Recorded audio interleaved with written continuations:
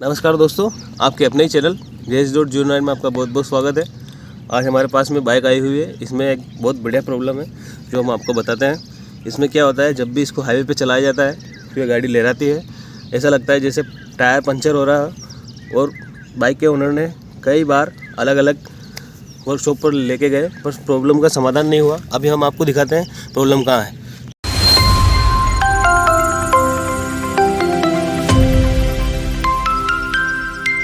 मैं आपको प्रॉब्लम दिखाता हूँ, प्रॉब्लम कहाँ है। जैसे कि इस गाड़ी के व्हील को मैं लेफ़्ट और राइट इधर इधर करूँगा, आपको दिख रहा है ये पूरा ही हिल रहा है। ये स्विंग आर्म है, यहाँ से पूरा मूवमेंट हो रहा है इसका। अब ये क्यों हिल रहा है, क्योंकि अब आपको आगे बुश दिखाता हूँ, बुश कहाँ लगता है।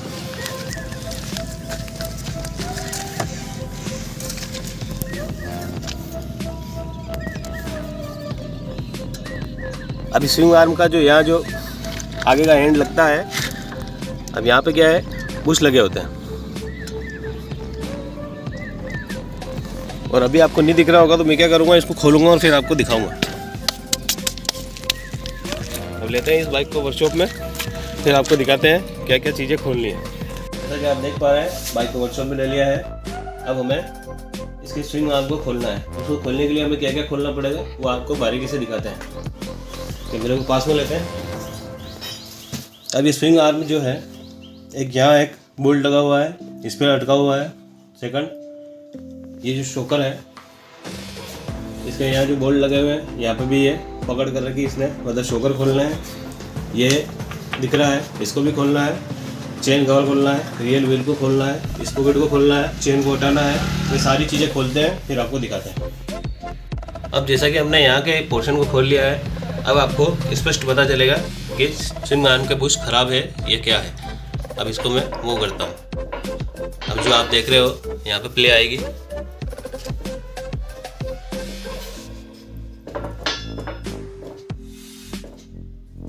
अब ये जो प्ले है, यही प्ले क्या होता है, पीछे तक बहुत ज़्यादा हो जाती है और ये स्विंग आर्म इतना हिलता है।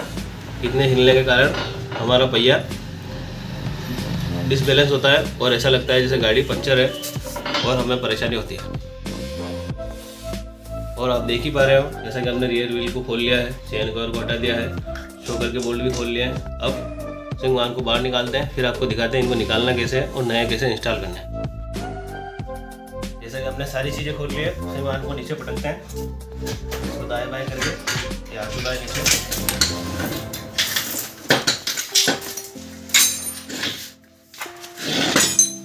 हमें क्या करना है, इनको निकालना है।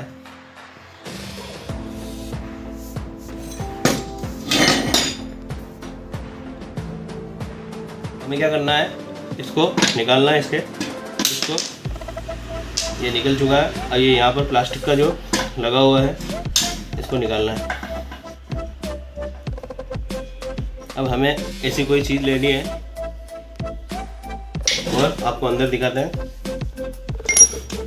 अंदर जैसा कि ये जो बुश है यहाँ तक है और फिर ये गैप है, तो हमें क्या करना है, यहाँ पर उस चीज़ को टिकानी है और यहाँ से हैमर से मारना है तो बाहर आ जाएगा।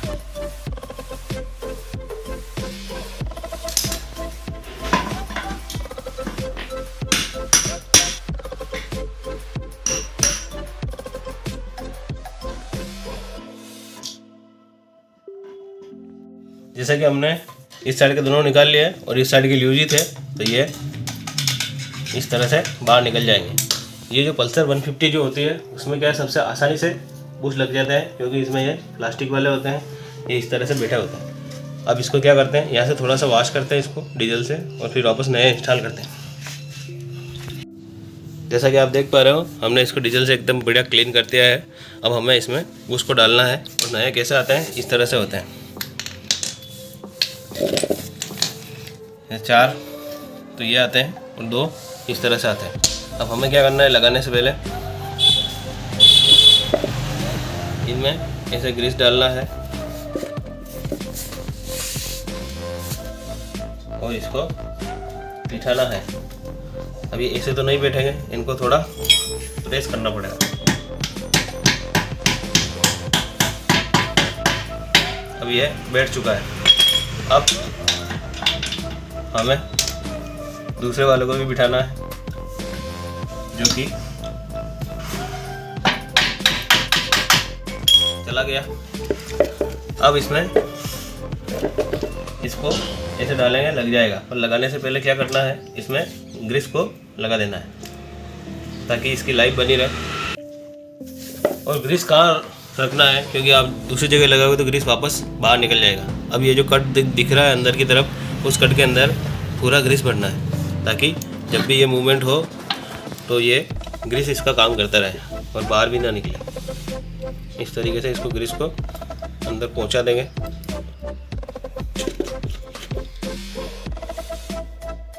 अब हमें इसको बिठाना है और ये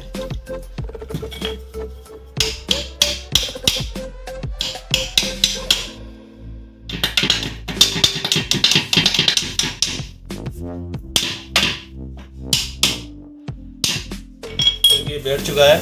अब इसी तरह से उस वाले को भी बिठाते हैं और फिर आपको लगाना कैसे है वो दिखाते हैं। जैसे कि हमने बुश को इंस्टॉल कर दिया है, अब इसको ऐसे ही लगाएंगे। एक तो वहाँ पे प्ले आएगी और दूसरा ये प्लास्टिक के हैं तो जल्दी से ख़राब हो जाएंगे। इनको बचाने के लिए कंपनी क्या करती है, इस तरह से कवर देती है। तो एक इस साइड और एक इस साइड, ऐसे 4 होते हैं। तो इनको हम इस तरह से लगाएंगे और फिर इस स्विंग आर्म को इसकी पोजीशन पर लेकर लॉक करते हैं। ये लग चुका है। अब हमें इसको इसकी पोजीशन पर ले जाना है, यहाँ पर लाएंगे, फिर वापस उस एक्सल को लगाएंगे इसके अंदर। अब स्विंग आर्म को फिट करता हूँ, फिर आपको दिखाता हूँ।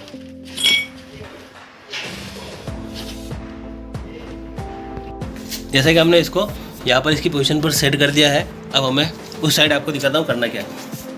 अब ये जो एक्सल है इस फुट रेस्ट की असेंबली के साथ में ही रहता है। इसको इस तरीके से यहाँ पे प्रेस करेंगे और इस खोल को। और एक और बात, जैसा कि आप देख रहे हो ये यहाँ पे सूखा है, पर हमने उसके अंदर ग्रीस पहले ही डाल दिया है। यहाँ पर ग्रीस करके ही लगाना है ताकि जब भी इसको खोले तो यह आसानी से खुल जाए और ख़राब नहीं हो।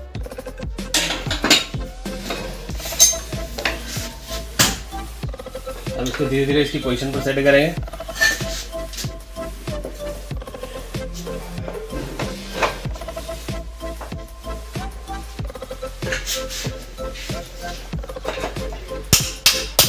जैसा कि ये इसकी होल में बैठ चुका है, अब इसको धीरे धीरे हैमर से मारेंगे, ये उसकी जगह आसानी से पहुंच जाएगा। जैसा कि आप देख पा रहे हो, हमने इसको एक्सल को पूरा बिठा दिया है और इसके साथ में ग्रीस भी आ चुका है, क्योंकि हमने वहाँ पे ग्रीस पहले लगाया था। अब और जब भी इसको लगाएं, एक सावधानी ये रखनी है, क्योंकि कभी कभी जब हम इसको फिट करते हैं तो ये जो कवर होते हैं ये गिर जाते हैं। तो पहले इनको सुनिश्चित कर लें। ये दोनों इधर लगे हुए हैं और उस साइड भी दोनों लगे हुए हैं। अगर ये नहीं होंगे तो फिर आपने जो काम करा। अब हमें इसके फुट रेस्ट को लगाना है, और लगाने से पहले एक और चीज़ ध्यान में रखनी है। यहाँ पर जो ब्रेक लाइट का जो स्विच है, रियल ब्रेक लाइट, इसकी स्प्रिंग को यहाँ पे लॉक करना है इस जगह। अगर आप यहाँ पे लॉक नहीं करोगे तो जब भी आप ब्रेक प्रेस करोगे तो ब्रेक लाइट ऑन नहीं होगी। तो ये लगाना ना भूलें। जैसे कि हमने इसके स्विंग आर्म को पूरा लॉक कर दिया है, सस्पेंशन के हुक्स जो है उनको भी लॉक कर दिया है। यहाँ पर जो फुट रेस्ट की असेंबली है उसको भी लॉक कर दिया है, चेन को सेट कर दिया है। और अब लगाना है चेन कवर को। चेन कवर को लगाने के बाद में फिर इसमें रियल व्हील लगाएंगे और यहाँ पर इसके कवर को लगा लेंगे। तो इस तरह से चेन कवर को बिठाना है।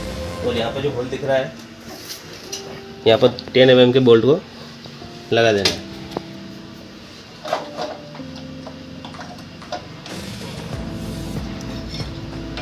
जैसे कि हमने ऊपर वाले चेन कवर को लॉक कर दिया है 10 mm के बोल्ट से, उसी तरह से हम नीचे वाले को भी बिठाएंगे। इसको लगाते समय क्या करना है, ये जो कॉलर दिख रही है, यहाँ पे जो कट बना होता है उसमें बिठाना है। अभी मैं इसको लगाता हूँ, फिर आपको दिखाता हूँ। ये जो कॉलर दिख रही है, जो अभी मैंने आपको दिखाई थी, वो इसके अंदर प्रेस होनी चाहिए। जैसा कि ये यहाँ पे बैठ चुकी है, जब भी ये अंदर बैठ जाएगी तो आपकी गाड़ी जब भी चलेगी तो आवाज़ नहीं आएगी और अच्छा रहेगा। और ऐसा किसी भी, जब कोई सी भी बाइक हो उसमें जब भी खोले तो इसी तरह की कॉलर होती है, उसको बिठाना ना भूलें। अब बारी है रियर व्हील को लगाने की। रियर व्हील में क्या चेक करना है, बेरिंगों को चेक करना है, क्योंकि हमने चेक कर लिया है, बेरिंग ओके रिपोर्ट है दोनों। और ये जो रबड़ कपलिंग दिख रही है, ये कटी टूटी नहीं होनी चाहिए। अगर ये ख़राब होगी तो प्रॉब्लम आएगी। हमारे केस में एकदम ओके रिपोर्ट है। अब यहाँ जो ब्रेक ड्रम है उसको भी चेक करना है, कटा हुआ तो नहीं है, जो कि आप देख पा रहे हो एकदम बढ़िया है। कभी कभी ज़्यादा गाड़ियों में क्या होता है, कट जाता है। अब ब्रेक शू जो है इसमें प्रॉब्लम थी तो उनको हमने नए डाल दिए। अब इस प्लेट को यहाँ बिठाना है इससे और इस पहिए को इसी पोजीशन पर लेना है।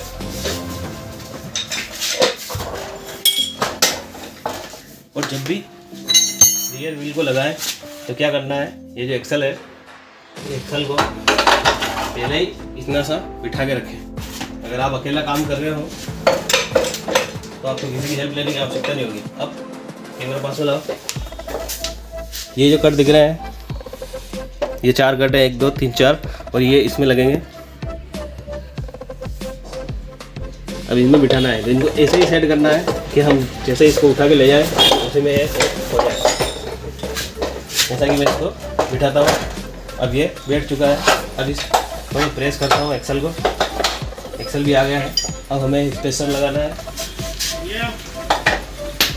देखिए आप देख पा रहे हैं यहाँ पे जो एक्सल है यहाँ तक आ चुका है। अब यहाँ पे क्या है, ये स्पेसर लगेगा। इसको इस तरह से सेट करते हैं और फिर एक्सल को वहाँ से प्रेस करेंगे, यहाँ पे आ जाएगा। अब इस होल को मिलाते हैं और इस तरह से ये एक्सल आ चुका है। अब इसको लॉक करना है। और एक और चीज़ क्या लगानी है, यहाँ पे ये ड्रम प्लेट जो है यहाँ पे इस रोड को कनेक्ट करना है इसके पास में। इस बोल्ट को कस देंगे। अब बारी है इसकी ब्रेक रोड को लगाने की। इसको कैसे लगाते हैं, तो ये जब भी खोले तब इसके जो भी सारे आइटम होते हैं उनको इसी में सेट कर दें। ये तो क्या है कि घूम जाएंगे और फिर आप ढूंढते फिरोगे। इसको इस तरह से सेट करनी है और इस बोर्ड को इसके अंदर बिठाना है। इसको बिठाकर इसको लॉक कर देंगे। अब इन सारे बोल्टों को टाइट करते हैं, फिर आपको दिखाते हैं। जैसा कि हमने आपको दिखाया था, सारे बोल्टों को टाइट करना है, उनको उनकी उचित टॉर्क पर हमने टाइट कर दिया है। अब इसको रियर व्हील को लेफ्ट और राइट करके दिखाता हूँ। अब जो पहले जो प्रॉब्लम थी वो जा चुकी है। अब ये बिल्कुल भी मूवमेंट नहीं हो रहा है। अब इस बाइक में जो समस्या थी, बाइक जब हाईवे पे ले जाते थे तब ये लहराती थी, ऐसा लगता था जैसे कोई टायर पंचर हो रहा है। अब वो प्रॉब्लम इसमें ख़त्म हो चुकी है। और इसी प्रकार के वीडियो देखने के लिए बने रहे हमारे चैनल के साथ। लाइक करें, शेयर करें और सब्सक्राइब करें, और आपका कीमती सुझाव कमेंट बॉक्स में दे रहे ताकि हमें पता चले कि हमें नेक्स्ट वीडियो क्या लाना है। और आपका सुझाव हमें मोटिवेट करता है और आप कमेंट करते रहें और सब्सक्राइब भी करते रहें। धन्यवाद।